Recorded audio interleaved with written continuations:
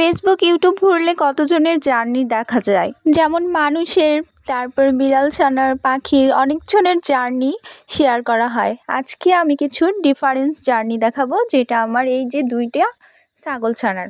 আসসালামু আলাইকুম everyone, welcome back to my channel Asha Bepari. এই হলো আমার দুইটা যমজ ছাগল ছানা। তাদের জন্ম হয় ফেব্রুয়ারির 2 তারিখে এবং তাদের সাথে বন্ডিং আমাদের এমন যে এটা ছাগল ছানা না বিড়াল ছানা বোঝার কোনো উপায় নেই। দেখেন বিছানার উপরে এমনভাবে আছে, আর এটা হলো আমার ভাস্তি, সে বড়ই খাওয়াচ্ছে, সে নাকি ছাগলকে খাওয়াবে। তখন কিন্তু এই ছাগলটা খাওয়াও শিখায়নি, কিন্তু সে খুব মজা করে তার কাছে খাচ্ছে, সে তাকে ধরে আছে আর একদিক দিয়ে কামড় দিচ্ছে আবার খাওয়াচ্ছে। তারপরে সে ঘুরতে যাবে, দেখেন ওদেরকে এখন ধরবে, ঘুরতে যাবে, তাদেরকে আদর করে যাবে, কিন্তু সে তো আসবে না। জানে সেই ছাগল ছানা ভালো করেই জানে এই পিচ্চি যদি ধরে সহজে আর ছাড়বে না, তারাও পালাচ্ছে, খেলা করতেছে। সে বলতেছে আমি যাই, তোদেরকে একটু আদর করে যাই, আমি বেড়াতে যাব। দেখুন এটা হলো আমার আম্মু। এদেরকে দেখে বোঝা যাচ্ছে এগুলো ছাগল ছানা না বিড়াল ছানা। এভাবে আমার আম্মুর ঘাড়ের উপর উঠছে। এরা হলো যমজ বাচ্চা, এরা একসাথেই সবসময় থাকে। তার যে মা আছে, মায়ের কাছে যাওয়ার কোনো চিন্তাই নাই, তারা সবসময় আমাদের ঘরেই থাকে, আমাদের সঙ্গেই থাকে সবসময়, জাল বাচ্চার মতো। আপনাদের বাসায় এরকম কার কার এরকম ছাগল ছানা আছে যারা এত আদর যত্ন করেন?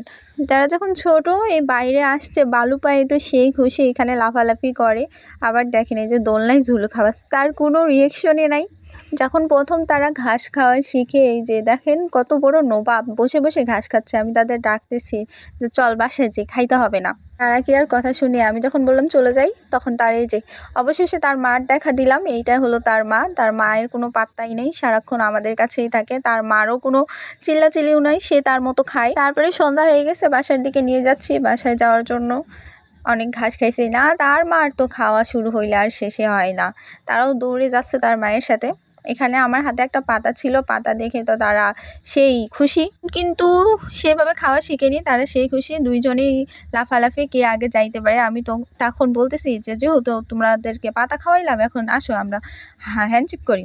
না, সে তো পালিয়েছে। তারপরে আমি চেয়ারে আসে বসছি, সে আমার উপরেও আসে বসছে, সে এখন আমার কোলে বসবে। তাকে আমি দেখাইলাম এই যে পাশে একটা চেয়ার আছে, এখানে আসে বস না। আমার ছাগল ছানার ভিডিওটা কার কাছে ভালো লেগেছে অবশ্যই কমেন্ট করে জানাবেন। আল্লাহ হাফেজ।